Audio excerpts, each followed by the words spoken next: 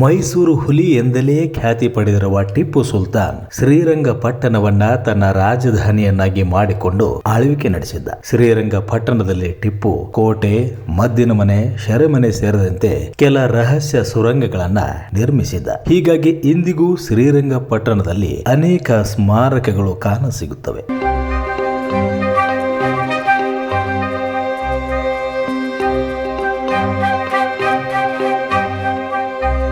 ಮೈಸೂರು ಬೆಂಗಳೂರು ಹೆದ್ದಾರಿಯ ಶ್ರೀರಂಗಪಟ್ಟಣದ ಮುಖ್ಯ ರಸ್ತೆಯಲ್ಲಿರುವ 2 ನೆಲಮಾಳಿಗೆಗಳು ಈಗ ಪ್ರವಾಸಿಗರನ್ನ ಆಕರ್ಷಿಸುತ್ತಿವೆ. ಸರಿಸುಮಾರು 6 ಅಡಿ ಅಗಲ, 15 ಅಡಿ ಉದ್ದ ಇರುವ ಈ ನೆಲಮಾಳಿಗೆಗಳನ್ನ ಚುರುಕಿಗಾರೆ ಮತ್ತು ಬೃಹತ್ ಕಲ್ಲುಗಳಿಂದ ನಿರ್ಮಾಣ ಮಾಡಲಾಗಿದೆ. ಇದನ್ನ ಟಿಪ್ಪು ಕಾಲದಲ್ಲಿ ಕೋಟೆ ಸುತ್ತಲೂ ಪಹರೆ ಕಾಯುತ್ತಿದ್ದ ಸೈನಿಕರು ವಿಶ್ರಾಂತಿ ಪಡೆಯಲು ನಿರ್ಮಿಸಲಾಗಿತ್ತು.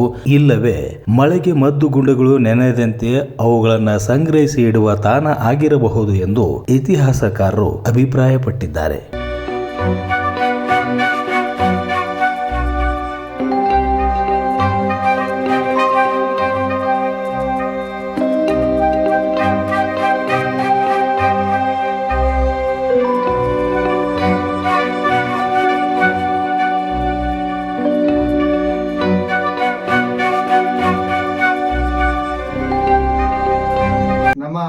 ಶ್ರೀರಂಗಪಟ್ಟಣದ ಮೊದಲು ಹಳೆ ಪೆಟ್ರೋಲ್ ಬಂಕ್ ಇತ್ತು, ಹೈವೇ ರೋಡ್ ಹತ್ತಿರ ಒಂದು ವೃತ್ತಾಕಾರದಲ್ಲಿ ಒಂದು ಪಥಸಂಚಲನ ಸೈನಿಕರಿಗೆ ಇಟ್ಟಿದ್ದಾರೆ. ಆ ಒಂದು ಪಥಸಂಚಲನ ಮಾಡೋ ಒಂದು ನಿಟ್ಟಿನಲ್ಲಿ 2 ನೆಲ ಮಾಳಿಗೆಗಳಿದೆ. ಆ ನೆಲ ಮಾಳಿಗೆಗಳು ಬಹಳ ಅದ್ಭುತವಾಗಿದೆ. ಸುಮಾರು 2 ಅಡಿ ಸೈಜ್ ಇರುವಂತ ಪಿಲ್ಲರ್ಗಳು, ಮತ್ತೆ ಅದಕ್ಕೆ ತೊಲೆಗಳ ತರದ ಕಲ್ಲಿಂದ ನಿರ್ಮಾಣ ಕಲ್ಲುಗಳು, ಮತ್ತೆ ಚುರ್ಕಿಗಾರಿಂದ ನಿರ್ಮಿತ ಆಗಿರೋದು. ಒಳಗಡೆ ಇದು ಹೇಗಿದೆ ಅಂತ ಹೇಳಿದ್ರೆ ಸುಮಾರು 6 ಅಡಿ ಮತ್ತೆ ಒಂದು 10-12 ಅಡಿ ಅಗಲ ಉದ್ದದ್ದು 2 ಜೋಡಿ ನೆಲ ಮಾಳಿಗೆಗಳಿದೆ.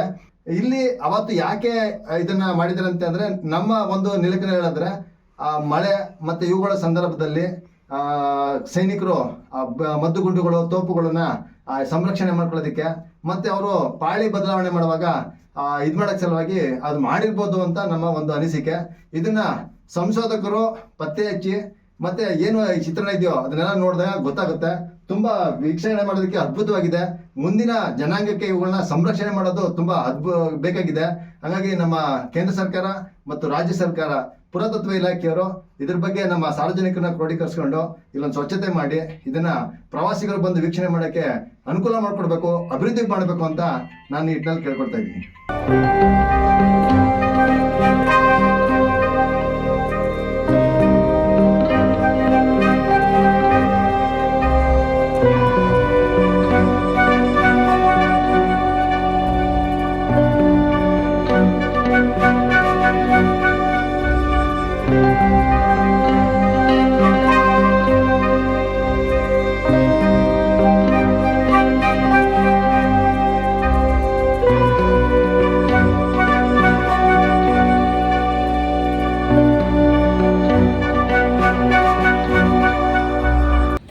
ಕೊಠಡಿ ಥರ ಇದೆ.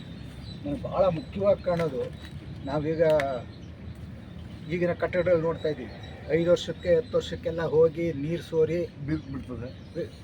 ಇದು ನೋಡಿ 220 ವರ್ಷ ಆಗಿದೆ. ಒಳಗೆ ಹೋದರೆ ಎಷ್ಟು ಕ್ಲೀನಾಗಿದೆ ಅಂತ.